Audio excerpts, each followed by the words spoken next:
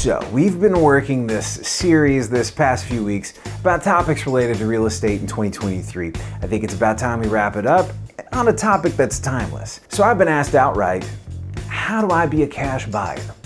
I think it's important to look at how people actually buy with cash and what this type of deal typically looks like. It's good information to have as a buyer, but it's also great information to have if you're a seller because you should know what's behind all that cash.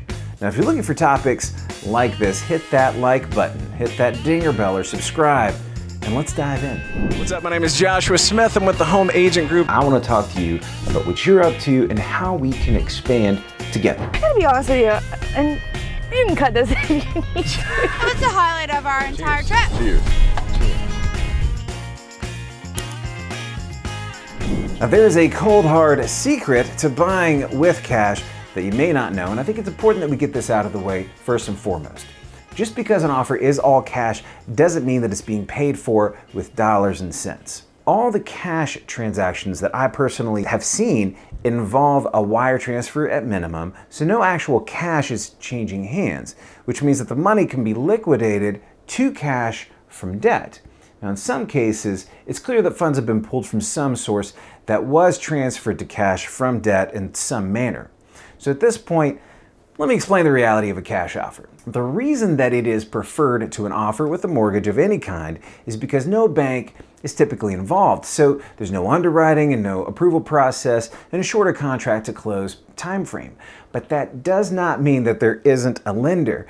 There may be another person's money involved. There may be a line of credit involved. But these debts can still amount to a cash offer because the buyer has been approved for and does not have to go through any level of underwriting to use those funds.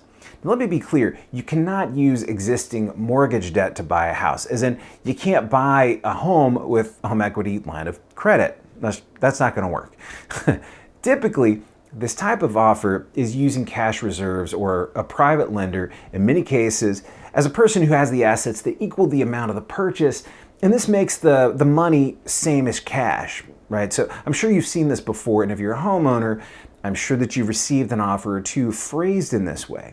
It's a very common investor approach so that they don't have to tie up all of their cash assets and can convert easily from cash to debt and vice versa. Now, in practice, an investor can show you an account that is liquid cash they can use as a proof of funds.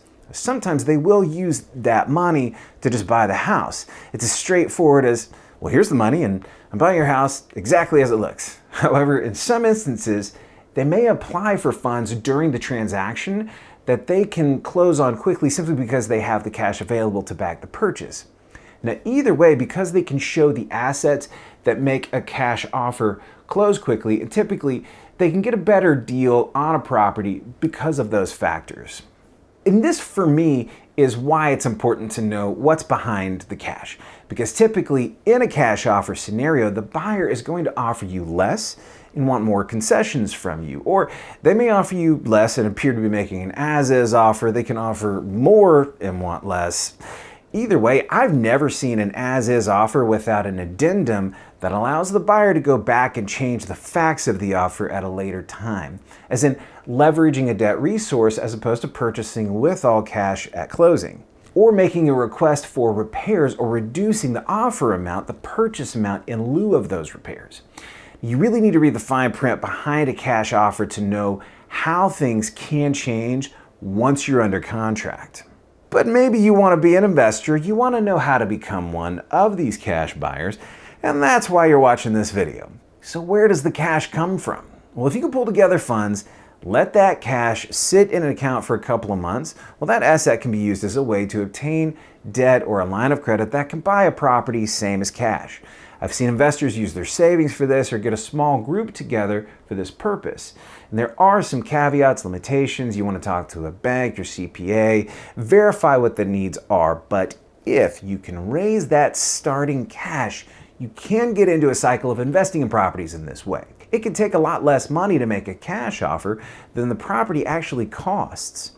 and because you've converted all or most of that cash used into debt, after purchase typically you will convert it back to debt. Then you can reuse that cash for another and another and on and on and on. And clearly it's a very thin veil, but therein lies the truth. And look, this is just a nuts and bolts and launching pad for a real conversation and getting to the point where you can become a cash buyer. But it is nice to know that you don't have to be a millionaire to buy millions of dollars worth of property, isn't it? I think it's also nice to know as a property owner a little bit more about what goes behind a cash offer when you get one. Again, read that fine print, know who the buyer is, and know that especially in this day and age, when cash is much more appealing, appearances aren't always what they seem. Signing off, I'll see you next time.